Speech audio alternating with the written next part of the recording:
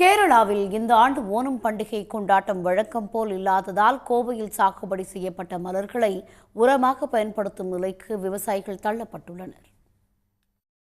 கோவை மாவட்டம் தொண்டாமுத்தூரை அடுத்துள்ள வடிவேலாம்பாளையம், முகாசிமங்கலம் உள்ளிட்ட 5 கிராமங்களில் ஆயுத பூஜை, பொங்கல், ஓணம் ஆகிய பண்டிகைகளை முன்னிட்டு கூடுதலாக மலர் சாகுபடி செய்யப்படுகிறது. குறிப்பாக ஓணம் பண்டிகைக்கு 15 நாட்களுக்கு முன்பிருந்தே தினமும் சுமார் 20 டன் மலர்களை வியாபாரிகள் கேரளாவிற்கு வாங்கிச் செல்வர். எனவே இந்த ஆண்டு தொண்டாமுத்தூர் வட்டத்தில் மட்டும் சுமார் 200 ஏக்கரில் மலர் சாகுபடி செய்யப்பட்டது. ஆனால் வயநாடு நிலச்சரிவை தொடர்ந்து கேரளாவில் வழக்கம் போல ஓணம் பண்டிகை கொண்டாடப்படாததால் கோவையில் மலர் விற்பனை கடும் பாதிப்பை சந்தித்துள்ளது. கடந்த ஆண்டு வாடாமல்லி, செண்டுமல்லி ஆகியவை கிலோ 150 ரூபாய் வரை விற்பனையான நிலையில் இந்த ஆண்டு கடந்த 13 நாட்களாக வெறும் 20 ரூபாய்க்கு மட்டுமே விற்பனையாகிறது.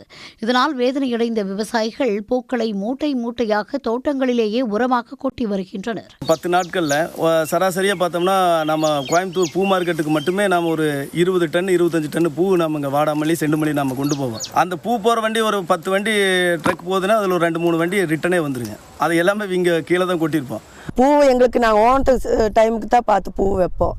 அந்த ஓணத்து வியாபாரம் தான் எங்களுக்கு பெருசாக ஏதாச்சும் ஒரு கை கொடுக்கும்னு நாங்கள் பண்ணிகிட்ருக்கோம். ஆனால் ஓணத்து வியாபாரம் இந்த வருஷம் இல்லை. எங்களுக்கு இந்த வருஷம் ரொம்பவுமே அடிதான். போன வருஷம் விலை இல்லை, இந்த வருஷம் அதே போல் விலை இல்லாமல் தான் போச்சுங்க. ஒவ்வொரு ஆண்டும் ஓணம் பண்டிகையின் போது வெறுவெறுப்பாக நடைபெறும் மலர்கள் விற்பனை இந்த ஆண்டு கொண்டாட்டம் இல்லாததால் பொலிவிழந்து காணப்படுகிறது.